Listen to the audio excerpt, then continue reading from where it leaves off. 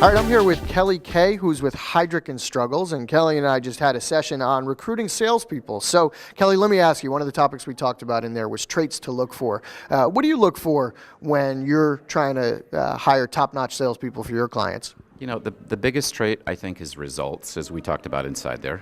Salespeople are easy to evaluate because we want them to have grown something. Right. So it's really easy to say, what did you grow it from? And two, that's usually a really good starting point for a salesperson.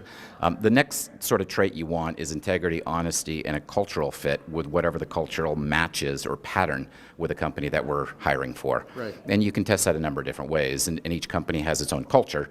And having that individual candidate that you're assessing meet with multiple people on the management team, usually you can get to the bottom of somebody's sort of style and culture fit. Sure, absolutely. Now, another topic that we touched on is whether people should be hiring salespeople with industry experience. Now, you're obviously not part of this industry, but in your experience, do you think it's important or vital that you look for salespeople with industry experience? You know, Andy, that was surprising, the answer inside the room. I think there were more paddles that said no than that said yes. Yeah, it was really about 80 to 20, I think, that said no, which was surprising. Yeah, I was not expecting that, and I would agree actually with the no paddles. Although I can see to the comment I made inside, I can see why a company would want the relevancy and the nomenclature and all of the familiarity with hiring within the industry.